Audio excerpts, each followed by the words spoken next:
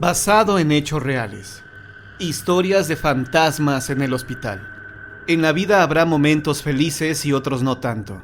En ocasiones nos toca vivir situaciones que no desearíamos ni siquiera a nuestros enemigos, porque son momentos difíciles que duelen, que no quisiéramos enfrentar, pero la vida está llena de retos y muchas pruebas de fe. Yesenia se había casado muy joven, y al poco tiempo de estar unida en matrimonio, recibió la noticia de que estaba embarazada. Ella se puso feliz con esto, al igual que su esposo. Tomaron las precauciones necesarias y se prepararon para la llegada del bebé. Sin embargo, hubo contratiempos y malas noticias para Yesenia. Su embarazo era de alto riesgo, y tal vez la criatura no se lograría. Ella buscó por todos los medios que su hijo naciera, pero esto no fue posible. Ella fue hospitalizada al sufrir una hemorragia y cayó en coma. Por desgracia, el bebé falleció. La vida de Yesenia corría peligro, pues había perdido mucha sangre y era posible que no saliera del coma. Su familia, así como su esposo, se dedicaron a cuidarla en el hospital. Se turnaban cada noche y la salud de Yesenia no mejoraba.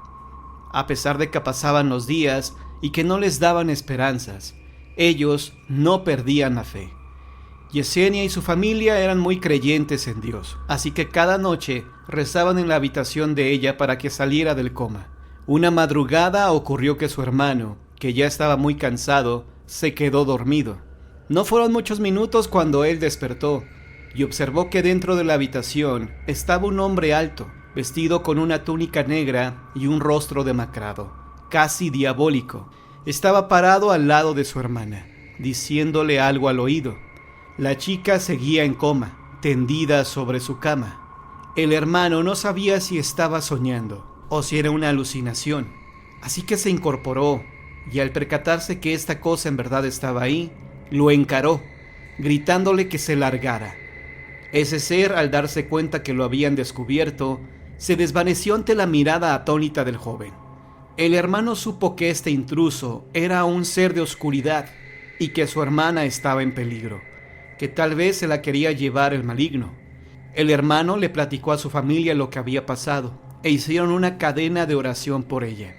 Ella permaneció unos días más en coma y al salir de este letargo, Yesenia les platicó que había tenido un sueño bastante extraño donde había recibido la visita de un hombre extraño, vestido con una túnica negra y un rostro diabólico. Este hombre le dijo que renegara de su Dios, que de nada había servido sus oraciones para que no le quitara a su bebé, que ese Dios no la quería, que mejor adorara a Satanás. El hermano que tuvo este encuentro con este ser se sorprendió al escuchar que ella había soñado esto.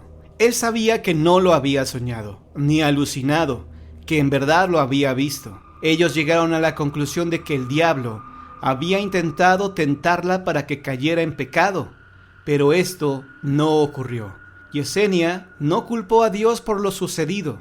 Ella comprendió que son cosas que pasan en esta vida y que por algo así ocurrieron los hechos.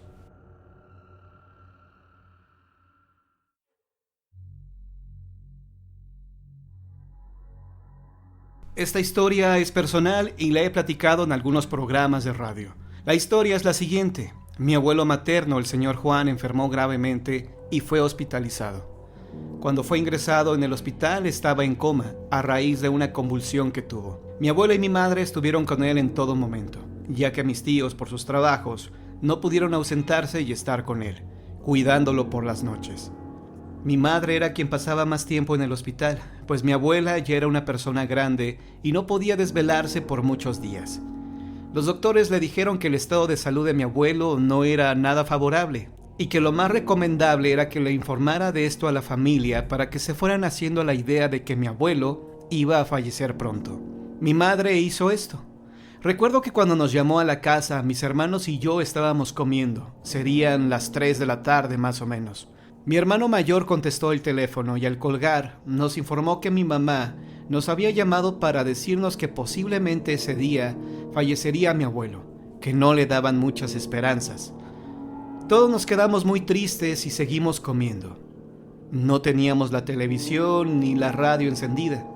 La verdad es que el ánimo andaba por el suelo. Y en ese momento escuchamos la rúbrica de un programa de radio que mi abuelo escuchaba. Sinfonola, la estación del barrilito. Al escuchar esto, mis hermanos y yo nos miramos sorprendidos. Era increíble que los tres escucháramos esto al mismo tiempo. Cabe señalar que mis abuelos vivían a un lado de nosotros, en el mismo terreno. Había una distancia aproximada de 4 metros. Sentimos algo de temor y buscamos una explicación a esto. ¿Acaso es que mis abuelos dejaron la radio encendida todo este tiempo y no nos habíamos percatado? Fuimos los tres a ver y la radio estaba apagada. No sabíamos de dónde había venido ese sonido, pues ningún vecino a la redonda escuchaba esa estación, y la casa tenía bardas altas como para que escucháramos lo que otros oían en sus hogares. Era casi imposible. Eso tomó relevancia al día siguiente, pues contrario a los pronósticos de los doctores, mi abuelo logró salir de su coma, y entonces le platicó a mi mamá lo que vivió cuando despertó. Al abrir los ojos, vio que su madre estaba parada al lado de él. Mi abuelo al verla se sorprendió, y ella solo le dijo: «Hijo, he venido por ti, ya vámonos».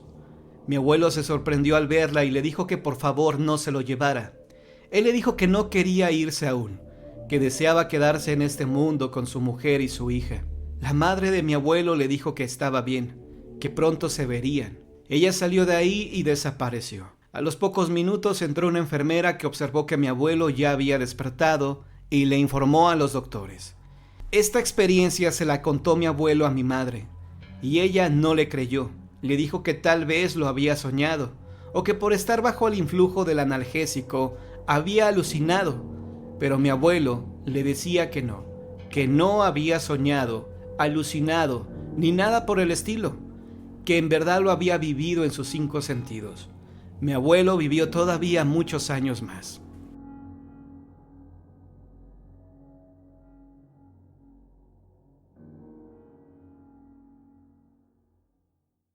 Gabriela había terminado sus estudios en medicina y debía realizar su servicio social en un hospital. Ella ya estaba acostumbrada a la carga de trabajo, de la responsabilidad de ver a los pacientes durante la madrugada. Había turnos de descanso, es decir, cuando no había pacientes, ella podía dormir varias horas. Ella no creía en historias de fantasmas, y cuando escuchaba hablar de la subida del muerto, buscaba una explicación científica a este fenómeno. Ella decía que podría tratarse de la ausencia de una vitamina en el cerebro y que comiendo nutritivamente, la gente que padece de esto pueden superarlo. Sin embargo, una madrugada que no había pacientes, decidió tomar una siesta. Podía hacerlo sin problema. Ella se acostó en una cama que tenían para los médicos y no pasaron ni 10 minutos cuando escuchó una voz que le dijo: «¡No te duermas! ¡Salte de aquí!». Gabriela se espantó, pues la voz la escuchó fuerte. Se levantó de golpe y observó hacia todos lados, pero no vio a nadie. Sabía que no había sido una alucinación, que en verdad había escuchado esa voz. Lo alarmante no era saber quién era ese hombre que le habló, sino por qué le pidió que no se durmiera y que se fuera de ahí. Gaby se levantó de esa cama y salió a la sala de espera. Tenía mucho miedo y recordó las historias que habían contado de este hospital, que ahí espantaban, que se aparecían fantasmas y que ahí se había quitado la vida un médico por una desilusión amorosa. Gaby estaba nerviosa y se sentó en una banca que estaba por ahí. Al poco rato que estaba sentada, comenzó a temblar con fuerza y el personal del hospital fue evacuado por seguridad. El temblor estuvo fuerte, pero afortunadamente no hubo heridos. Después del susto, todos regresaron al hospital y Gaby ingresó a la habitación donde estaba acostada. ¿Cuál fue su sorpresa cuando vio que sobre la cama en la que estaba acostada, vio que una lámpara se había caído? Si ella no se hubiera quitado de esa cama, lo más seguro es que esa lámpara le hubiera caído en la cabeza y tal vez la hubiera matado.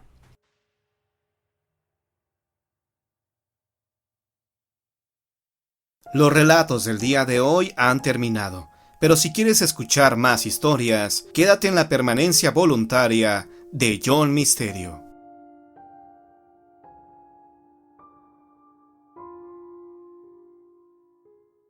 Saúl era un hombre fuerte, de complexión gruesa, poco pensativo, poco expresivo, pero muy cariñoso con su familia.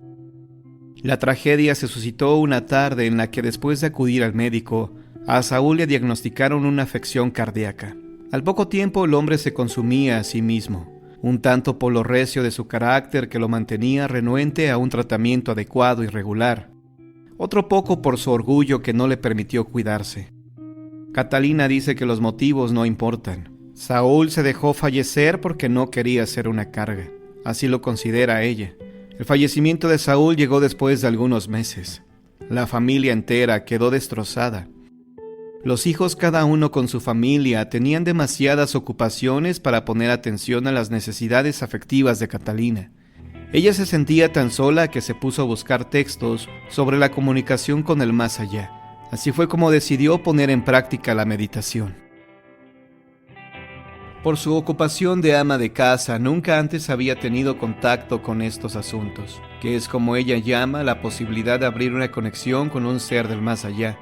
Sin embargo, la soledad y las ganas de saber que Saúl estaba bien la orillaron a meditar cada tarde, hasta que se presentó un hecho sorprendente. Catalina recuerda que era un martes cuando en su casa, en total soledad, preparó todo para meditar. Puso música en el estéreo, ventiló su habitación y tomó su posición. Pronto quedó absorta en sus pensamientos. De pronto, una señal en la radio donde momentos antes sonaba música ambiental, ahora se escuchaba una balada que siempre le había gustado y cuyo disco le regaló Saúl. Terminó su meditación y notó que inexplicablemente el aparato había pasado de su función de reproductor de CD a la de sintonizador, sin explicación aparente. En otra oportunidad, después de meditar durante algunos minutos, salió a la calle y se encontró con un niño que portaba una camiseta desgastada en la que se leía «Yo te amo». No tuvo mayor importancia hasta que escuchó que llamaban al niño por su nombre, Saúl, como su difunto marido. Quizás se trató de una casualidad. Quizá los seres que amamos tienen muchos métodos para hacernos saber que siguen presentes en nuestras vidas.